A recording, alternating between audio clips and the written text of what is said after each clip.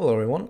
Just as every week, it's time for the Magia Record anime review, this time for episode 11. Of course, this is the non-spoiler part of the review, so there will be no spoilers for the video game story for Magia Record, Japanese version or North American version for the game. So we're just gonna go over quickly what the episode actually did. So what did actually happen in this episode? Starting off, we start with Tsukuyo practicing Koto with some NPCs that we don't know, and there's not really too much happening in the scene other than like this one little thing, but of course, yeah, Mifuyu is seen actually also being part of the Koto Club, but more importantly, for some reason they called her Akatsuki instead of Amane. Don't know what's up with that. But before we can really think about that, we then cut to the outside, and for some reason Iroha is just standing there. She's probably waiting for Sana, right? Because we know that Sana goes to that sort of school as well. That's pretty interesting.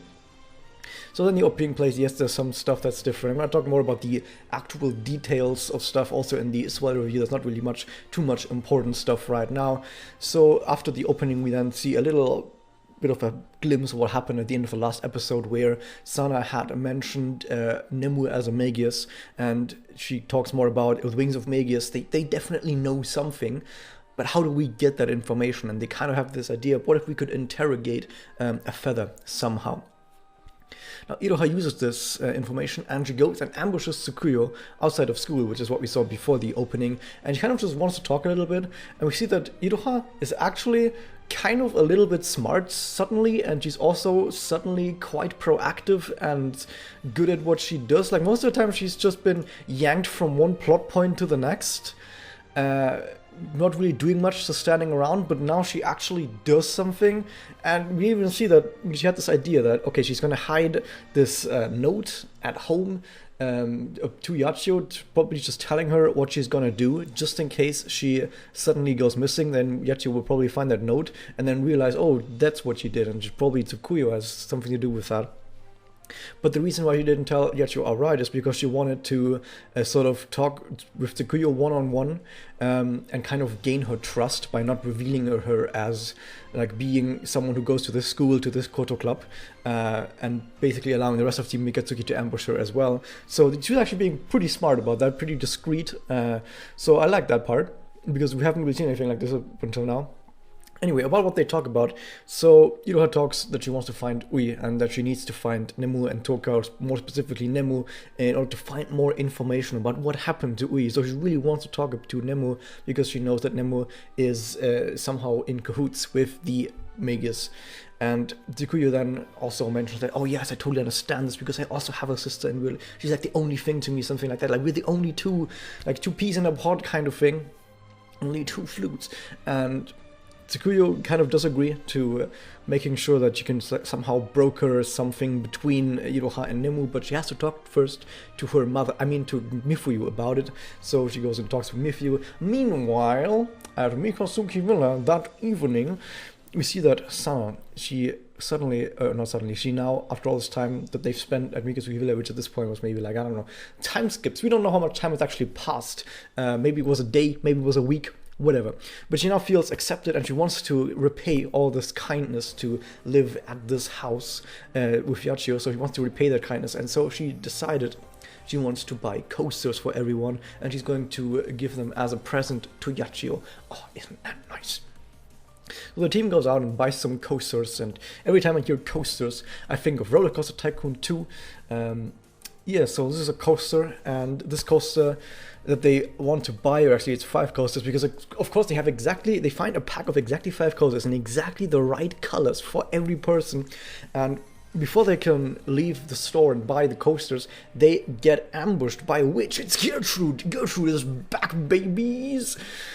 Although we don't know if it's exactly the same Gertrude, because we know that witches can multiply. Maybe it's some other Gertrude. We know it's originally one witch, but that witch can then split up into multiple versions of itself, kind of. So we don't know if this is the same version of Gertrude that we saw in the original anime.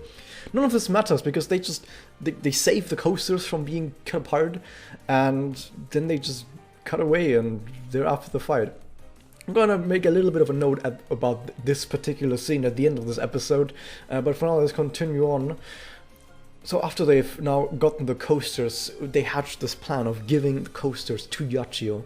Iroha is just gonna prepare Yachio at home or something, and the rest of the team is gonna burst in and they're gonna be like, surprise, we've got coasters, yay! But what happens is, Mifuyu appears. Mifuyu suddenly appears at house of Villa Mikasugi, and Mifuyu sort of just, they just awkwardly sit there, not doing anything, and then Mifuyu just helps herself to some tea after Iroha is like, yeah, I don't know what to do, and I was so proactive and smart with Tsukuyo, and so it was able to handle the situation so well, but Mifuyu, oh my god, now I don't know what to do anymore. So Mifuyu helps herself to some tea. She knows exactly everything in Mikasugi Villa because she's been living here for 7 years before this, and she even opens the forbidden cabinet where she has her own mug. Why is Mifuyu's own mug, Magukapu? Why is her Magukapu in the forbidden cabinet, and what else is in there? We don't really know. So she gets all of that, and she talks a bit about some stuff with Iroha. And what she does talk about is, wouldn't it be nice if she could, for one, talk to Nemu, and two, keep searching for Ui without having to worry about the Wings of Magus all the time? So the best solution would be to just join the Wings of Magus, which does make sense. Why not just solve all the problems immediately? But Iroha is kind of like, yes, but also no, and I kind of don't know about this, and maybe my friends, and maybe the others, maybe Yachio, and she kind of just babbles a bit, and Mifuyu then reveals that she already knows that she's being watched by a bunch of other people as well, and she invites everyone cordially to talk at the Memory Museum, or as they call it, the Museum, and they want to talk about whatever the Magus wants to do with the salvation of magical girls. What does that even mean? It's been now 11 episodes and we still have no idea what they are actually trying to do. So maybe it's about time we change that. So she does invite everyone, gives like this nice little invitation. Oh, it's a very nice little invitation. She spent a lot of time making that invitation by hand. She, like, you know, when you're at school and you've got like arts and crafts classes when you're like really young, and you wonder yourself, am I ever going to actually make something like this ever again in my life? Mifuyu was able to put that expertise now to use and actually create another arts and crafts piece for her enemies, or current enemies, or whatever, to give it to them. Oh, isn't that nice? So Yachio then comes home, and Yachio and Mifuyu, they seem to be very good friends because they have a very nice and friendly talk to each other, where Mifuyu mentions that, hey Yachio, you're making friends again. Isn't that weird? Wink wink.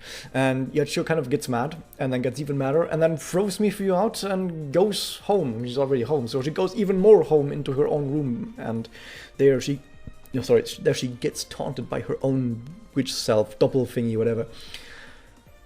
Before we can really think too much about that, though, we see that it's the next day, or well, actually we see Sana being sad once again, because Sana is always sad somehow. So the next day, Yachio kind of doesn't really look interested. She like reads some sort of magazine that has her face on it and has her pictures in it, and she mentions to the rest of the team, like, if you want to go to that place, sure, whatever, I'm not coming. And then she goes away. It's just she has some photo shoot to go to, and that she's going to school earlier now, and that she can't be together with the other people anymore because they're not her friends, they're just roommates, she's just being a philanthropist, something like that. So she's now really, really sad and mad, and the rest of the team, they just kind of decide to go there because why not? So they decide to go to the lecture. But there's one problem, they don't actually know where the Memory Museum is. Maybe they should have kind of thought about this. Maybe could have like asked Mifuyu. I mean, actually Mifuyu just told them, like, here's the invitation, look at it. And I guess they assumed it was going to be part of the invitation where the Memory Museum is, but yeah, not really, so what do they do? Good for Iroha though, she visits Momoko at Mitama's place. Momoko is often at Mitama's place, maybe they have something together. And there, Mitama tells the rumor of the Memory Museum. Basically it's just that in the Memory Museum, they kind of allow you to display memories visually, kind of. They show some books or whatever, but they kind of talk about, like, yeah, you can display memories somehow, but if you look at the memories, it might have an influence on you. Like, yeah, of course. So Momoko knows about the location from these informations of the rumor, and Iroha now knows the location. Nice! And she goes out, and after she goes out, Mitama has this little talk to Momoko where she tells her that maybe she should tell it to Reina and Kaede. What is that we're talking about? Oh, we're not gonna get that answer in this episode. So let's continue on. And then see that the team leave Mikazuki Villa, and Yachio is still sad and mad and left behind. And as they make their way over to the Memory Museum, they then, at the doorstep of the museum, they find the Mokyu again. By the way, the reason I'm calling it Mokyu is because it just says Mokyu all the time, and it's like a Pokemon where you say, okay, if it's like a Pokemon that says its own name. By the way, it's not that this is answer if the Pokemon name came first, or the Pokemon speech came first. The speech came first, and they named it after the speech. That's the thing. Anyway, so we just call it Mokyu because it just says Mokyu all the time, and they kind of talk about this a little bit, as in like, what do we even call it? And they have a bunch of cool names like Cutie. So they can't even decide on the name on their own, so we're gonna just keep calling it Mokyu. Yay! And they enter the Memory Museum, and we get one final cutaway from the Memory Museum where we see that Momoko and Reina, they meet up, and Momoko is suddenly also really sad, and she talks that she has to talk to Reina about something that has happened to Yachio about a year ago. And the reason why he tells her this is because it has something to do with something that every magical girl needs to know about. Like, it has something that influences every magical girl. She's like really sad about, like, oh my god, what could this be? We're not gonna find out yet, but if you have watched the original Magica, then you probably have a really good idea about this.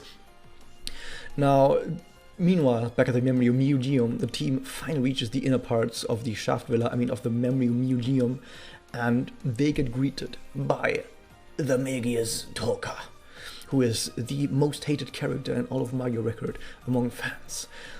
Is it gonna be like this in the anime as well?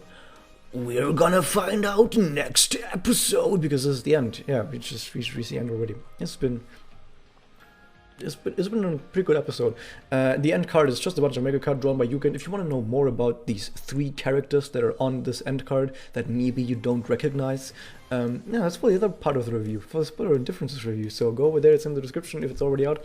But now, what did I think in general about this episode? So, as we've gone over this many times, you always have setup, resolution, setup, resolution.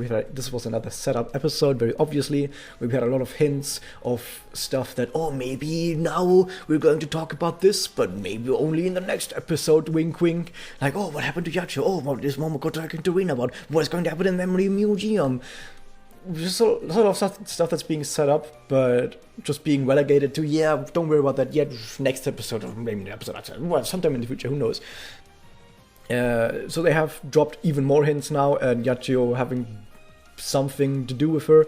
And this is one scene that I want to talk about, that I talked about it earlier, where Gertrude appears, and then they fight it off screen. Now, I know some people are mad that they fought it off screen, but here's the thing that I'm worried about instead, because I like to think more about the aspects of writing behind it. And what I think about is, why does she even appear to begin with? Like, I'm not even mad that they cut away from the fight, because the thing is, all the fights against witches so far were just, they jump around a bit, someone connects, and the witch gets one shot. If they don't show this fight, then I don't really care, because I already know what's gonna happen. They're just gonna do that. Jump around a bit, someone connects, bam, witch is dead. Like, we don't really need to see that. But on the other hand, and then you wonder, why is the witch even here to begin with? Because all that happens is, it's like a 2-minute scene or whatever, where all that happens is the witch almost breaks the coaster, and they get the coaster back. And that's all that happens in this entire scene. I guess they kind of want to show, like, oh, the coasters, they're, like, important, I guess, and they don't want to lose the coasters. And we needed to have a witch appear just for that. Feels a bit weird, but maybe it's also just another case of maybe we can jam Gertrude in there. People know Gertrude, right? So just put her in there. People are gonna recognize her, and people are gonna feel nice. But we don't have time. We don't have time, guys, to show the actual fight. So we're just gonna skip that. Feels a bit weird. One thing I also mentioned earlier is I do like that Iroha finally has done something proactive and smart about the situations. She has actually driven the plot forward of her own accord with a decisive action now, which is really good.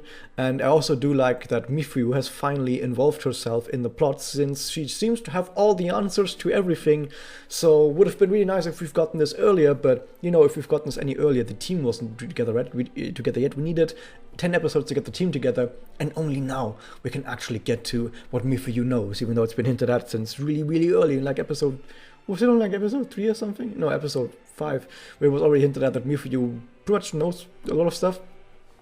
Anyways, all this was just put off until now, but yeah, at least we're getting to it. And to put everything together, overall I would say, yeah, it's a decent episode. It got some nice setups here and there, makes me look forward to the future, but at the same time, nothing really special.